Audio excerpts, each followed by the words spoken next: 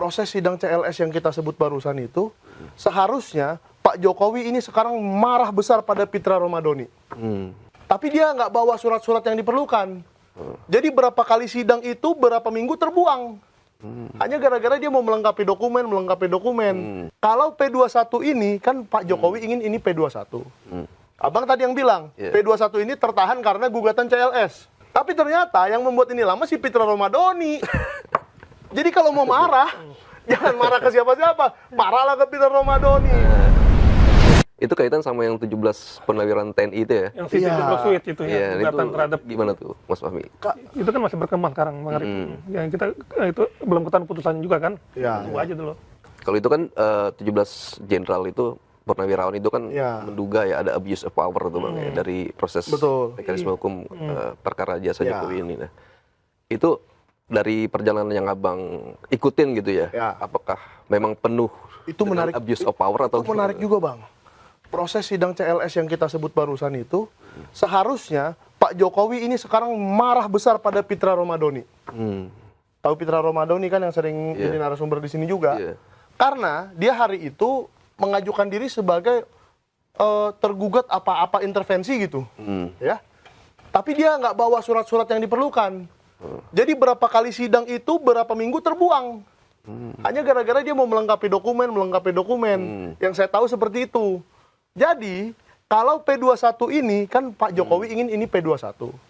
Abang tadi yang bilang, P21 ini tertahan karena gugatan CLS. Ya kan? Jadi Pak Jokowi kesel dong, ini lama gara-gara CLS. Sama ada disebut tuh, ada perubahan sprindik katanya Bang. Iya, dia kesel dong karena gugatan CLS ini kok jadi lama laporan saya, nggak naik-naik P21. Tapi ternyata yang membuat ini lama si Pitra Romadhoni. Jadi kalau mau marah, jangan marah ke siapa-siapa, marahlah ke Pitra Romadhoni. Bang, Dia yang bikin lama. Infonya dapat dari mana tuh Bang? Apa tuh? Yang Pitra Romadhoni itu di... Loh kan itu di persidangan terbuka. Dia mengajukan diri, dia bawa dokumen, terus hakimnya bilang, surat kuasanya mana katanya, atau ininya mana gitu, atau identitasnya mana. Oh iya, saya lengkapin lagi katanya. Minggu depan, ya pokoknya beberapa minggu lah. Sehingga itu prosesnya itu jadi lambat gitu loh. Jadi saya kasihan juga ke Pak Jokowi kok yang katanya mendukung dia malah merusak gitu loh. Kesian. Gitu Bang. Nah Bang, terkait... Ntar saya dilaporin lagi nih sama Pitra Romadhoni ini. Enggak apa-apa Bang Pitra, itu kan kenyataan. Kalau kenyataan biarin aja. Bang, tapi banyak yang bilang nih Bang, kasus ijazah Jokowi ini ada bohirnya nih Bang. Kita nggak tahu bohirnya siapa nih Bang. Termasuknya pencetakan buku ini kan itu siapa yang danain Bang? Pencetakan buku ini? Yang ini aja saya jawab ya. Kalau yang ini didanai sendiri oleh Dr. Bonatua Silalahi. Karena beliau itu kan dosen juga ya. Saya nggak mau sebut di mana lah, itu urusan beliau. Dia dosen, peneliti juga, dan dia melakukan penelitian seperti ini bukan ini doang. Bukan gara-gara kasus ijazah dia jadi peneliti ujuk-ujuk gitu loh. Sama seperti saya bukan jadi wartawan ujuk-ujuk gara-gara kasus ijazah. Jadi jangan salah juga nih orang-orang nih. Saya sudah jadi wartawan dari 2017, wartawan utama. Pak Bonatua Silalahi ini, nih kita bisa lihat nih doktornya kapan. Saya juga lupa, bener deh. Tuh, Scopus ID-nya ada. Dari SSRN Author, bisa dilihat semua. Jadi ini bukan peneliti baru kemarin sore gitu loh. Dan kalau memang dia bisa membiayai pencetakan buku, masa kita harus heran? Apakah peneliti itu, maaf ya dengan diksi kata yang saya gunakan, apa peneliti itu harus nggak punya duit? Kok jadi begitu pertanyaan dari sebelah sono kan? Dari pihak sebelah sono. Saya tahu nih Abang mungkin mendapatkan... Ya kan tolong nanti tanyain gini ya Bang. Kan sering dilontarkan Bang di mana-mana Bang. Ada dugaan bohir segala macam yang 5 miliar segala macam kan. Apa perlu 5 miliar mencetak buku kayak gini doang? Ini ayah memang color ya, tapi nantilah tanyalah ke percetakan berapa nyetak begini. Hanya ya di angka puluhan juta saja sudah dapat ribuan buku. Ya kan? Jadi bukannya kecil juga angkanya, enggak. Cuma tidak perlu bohir 5 miliar, Bang. Kalau abang bilang ada bohir 5 miliar itu, mungkin saya udah ganti mobil Ferrari kali. Waduh. Nggak cukup Bang kalau Ferrari. Nggak cukup ya? Jauh Bang. Jauh ya. Atau minimal BMW lah. Ya, BMW lah. Kan gitu. Nyatanya saya masih pakai mobil biasa-biasa. Pak Bonatua pun mobilnya biasa-biasa. Kita mobilnya semua, ya memang karena perlu mobilitas kemana-mana ya kita perlu mobil. Tapi mobil itu juga bukan barang aneh di Indonesia ini. Banyak juga orang punya mobil. Gitu kan. Nggak perlu bohir 5 miliar gitu loh. Jadi dari mana, kecuali saya pakai baju Louis Vuitton tiap hari kan. Beda-beda baju saya Louis Vuitton atau jas saya Louis Vuitton atau apa. Ini tidak kok. Baju kita biasa-biasa. Jadi dari mana mereka punya nalarnya itu kan sampai ke situ, sampai ke 5 miliar itu. Gitu.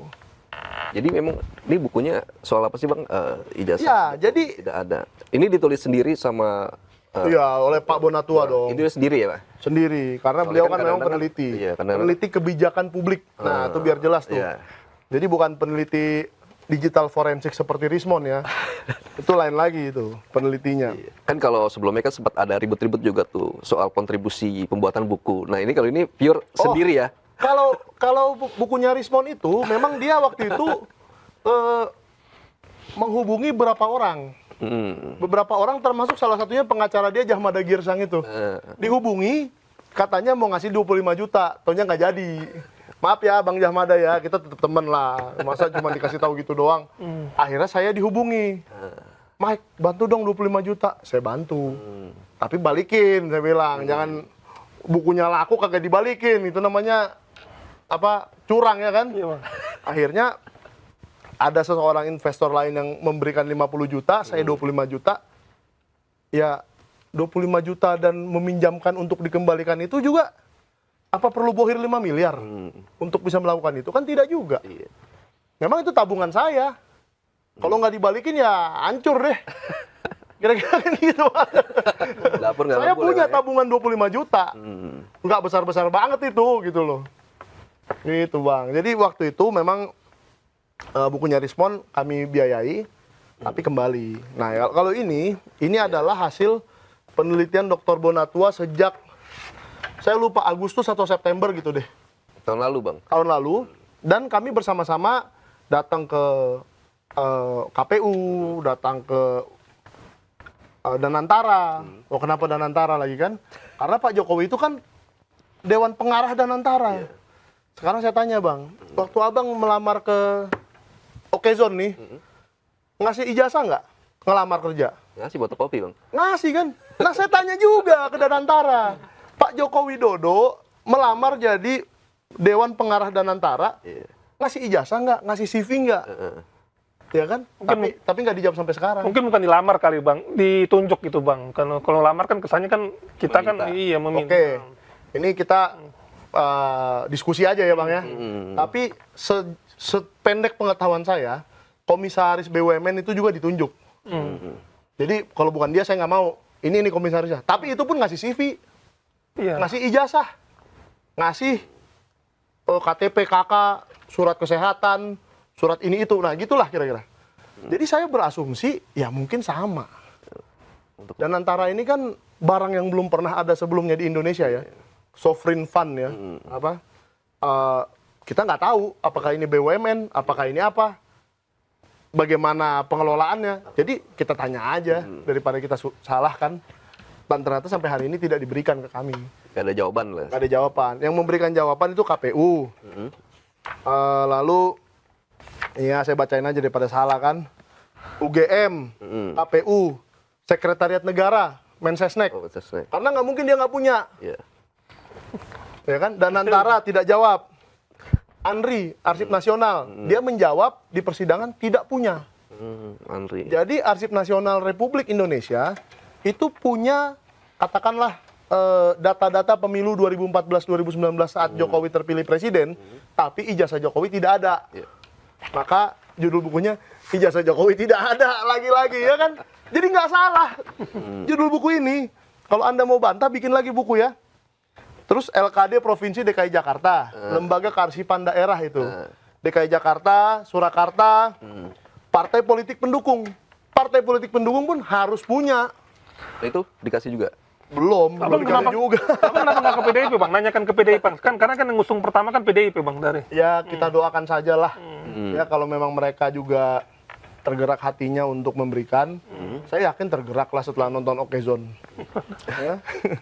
Nah lalu ada pemilik ijazah asli. Jadi ijazah Joko Widodo itu ada di 10 tempat. 10 tempat. Yang kami tahu loh ya. Dan harusnya di UGM itu pertama-tama harusnya ada di situ. Dan nggak boleh satu-satunya arsip yang mereka miliki diberikan ke Polda. Itu Kalau Polda kebakaran gimana? 10 tempat itu dalam bentuk salinan ya bang ya? Iya, bentuk salinan, kan? salinan. Tapi yang ke-10 kan ijazah asli di Pak Jokowi. Iya. Harusnya. Tapi itu juga pertanyaan saya barusan kan, mungkin para pendukung yang bisa menjawab. Kita kan tahun lalu baru melihat banyak kantor-kantor kepolisian yang dibakar oleh massa. Kita bukan ingin itu terjadi lagi. Tapi kalau hal-hal seperti itu terjadi, masa sih? Ya atau kecelakaan lah. Ada sebuah kecelakaan, gempa bumi atau apa, atau entah bencana alam. Masa ijazah presiden ke-7 kita hilang gara-gara disimpan oleh Polda? Itu loh. Jadi minimal balikin aja lah ke Pak Jokowi gitu loh. Iya, jadi biar kita sama-sama enak kan. Biar tidak menyalahkan Polda nanti kalau terjadi apa-apa gitu. Apalagi tuh selain itu? Apalagi nih ya. Nah, kalau ada lagi nih, ini pasti kalian senang sekali baca yang ini nih. Penyelamatan arsip melalui Polri. Wah, salah satu subbabnya itu. Jadi menyelamatkan arsip ini melalui Polri. Itu supaya orang tidak bisa melihat. Satir apa gimana? Iya, nggak tahu lah. Baca aja sendiri ya, Kak. Baca aja sendiri. Nah, ini saya hanya ngebacain daftar isinya aja, ya kan? Iya, poin-poinnya. Nah, kasus Joko Widodo. Ada apa yang ada dan apa yang hilang. Mengapa negara tidak bisa membuktikan keaslian ijazah? Padahal bisa, Bang. Ya kan? Iya. Banyak ijazah palsu yang sudah terbongkar.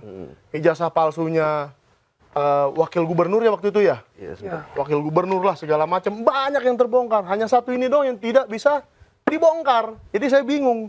2 deh sama Gibran. Nah, lalu di bab 6 ada ini. Pembanding nasional dan internasional. Jadi penelitiannya Pak Bonatwa ini juga sampai ke internasional. Pola nasional Paiman Raharjo dan Gibran Rakabuming Raka. Disebut juga di sini. Dan ada dari negara lain.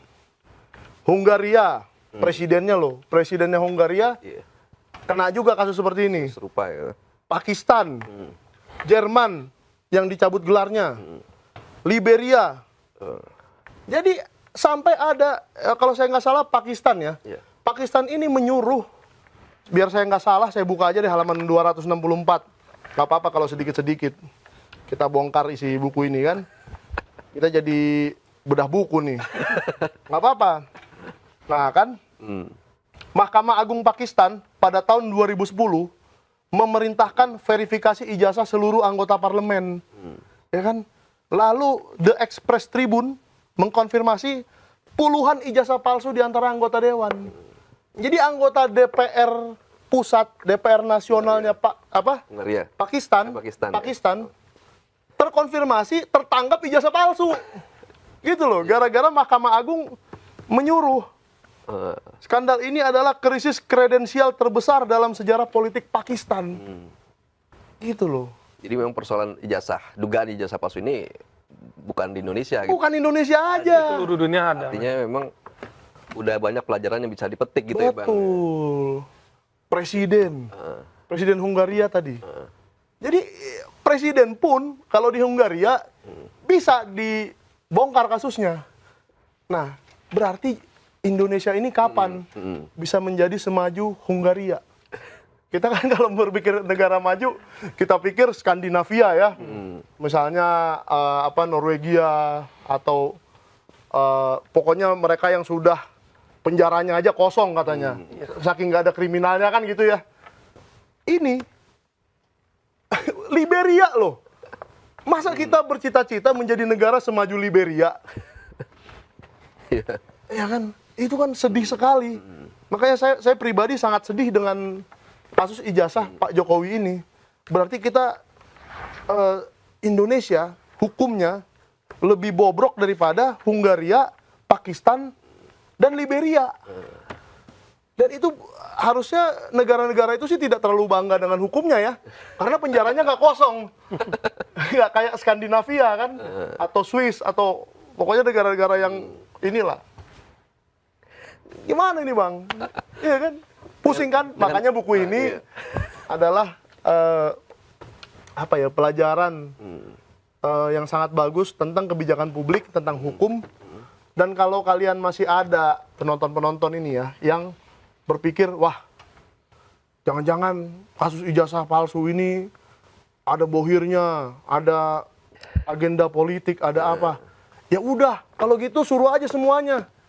Suruh aja semuanya verifikasi ijazah seperti Mahkamah Agung tadi. Contoh kalau Mahkamah Agung Pakistan tadi melakukan itu, di Indonesia melakukan itu, kan 8 partai politik yang ada di Senayan sana melakukan semua terpaksa. Ya kan? Jadi tidak ada tuduhan ini adalah agenda oposisi. Secara politik, agenda politik. Yang ngomong ini agenda politik, yang ngomong ini ada bohirnya, hanya pendukung Jokowi. Masyarakat tuh tidak ada yang berpikir itu. Tapi Pak Jokowi juga sempat bilang ada orang besar di balik. Siapa orang besarnya? Michael Sinaga, orang besar ini, badannya doang. Kita badan kita besar ya, Bang. Iya, kalau badannya besar ada ini. Cuman kalau dibilang saya tokoh besar di dalam politik, kagak lah, jauh lah Bang. Saya kesini hanya gara-gara penasaran UGM menutup kampus. Coba Abang pikirkan sebentar deh, bisa nggak sih kampus, rumah sakit, ya, atau sekolah, atau apalagi kantor polisi ditutup? Itu kan nggak mungkin. Setiap hari masyarakat menggunakan itu loh. Coba rumah sakit ditutup semua, matilah kita rame-rame. Iya betul. Iya kan? Coba sekolah ditutup semua, bodohlah kita semua. Jadi ini tidak masuk akal dan ternyata UGM melakukan itu. Mungkin lagi libur kali Bang, kagak ada. Nggak mungkin. Kegiatan belajar mengajar, kegiatan belajar mengajar. Jangan bikin-bikin alasan Bang. Tolong. Nah, itu real, itu hari itu banyak yang kuliah dan saya lihat mahasiswanya banyak di situ. Tapi pintunya ditutup tinggal satu untuk mencegah Abang masuk Roy Suryo CS masuk ke situ. Wah, hebat juga Roy Suryo ini, saya bilang. Tapi emang Abang udah menangkap itu poinnya buat Roy Suryo CS ditutup itu. Iya. Oh, udah ada informasi itu. Iya. Saya buka kaca, ditanya, Bang, ada keperluan apa? Saya bohongin aja. Ya, saya mau lihat teman saya, mahasiswa UGM. Oh, silakan masuk Bang, katanya. Waktu itu kan saya belum muncul di publik ya. Belum muncul terlalu banyak di publik, cuma jadi host di podcast saja. Gara-gara Pak Roy sering ngajak-ngajak live, jadi banyak yang lihat saya kan jadinya. Tapi nggak apa-apa. Siapapun yang ingin masuk ke UGM untuk melihat ijazah, jadi yang bisa masuk ke ruangan 109 itu cuma 3 orang. Iya. Yang bisa masuk ke lingkungan UGM hanya itu aja. Jangan nambah-nambah lagi katanya. Ya udah. Masih ngomong soal buku nih Bang, ada Itulah niat UGM. ngasih ke Pak Jokowi atau Bang Rismon? Aduh, saya nggak tahu ya. Kalau Bang Rismon, saya nggak tahu cukup nggak pengetahuan dia mengenai kebijakan publik untuk membaca ini. Kalau memang masyarakat yang ingin belajar, bagus sekali buku ini. Tapi kalau dia ingin melawan buku ini, gara-gara syarat RJ, dia perlu melawan buku ini, ya mungkin Anda rekrutlah pakar kebijakan publik yang mengerti tentang hukum, atau ini ada 248 peraturan loh. Saya bacain ya. Ini kemarin saya bingung juga Bang. Karena bukan saya yang tulis kan. Nah, Anda yang lagi menonton Okezone, ada nggak yang tahu apa ini? Zegel Verordening 1921. Apa tuh? Zegel Verordening. Zegel Verordening 1921. Berarti hukum tentang ijazah. Ijazah alias surat tanda tamat pendidikan itu sudah ada sejak 1921. Indonesia belum ada, hukumnya udah ada.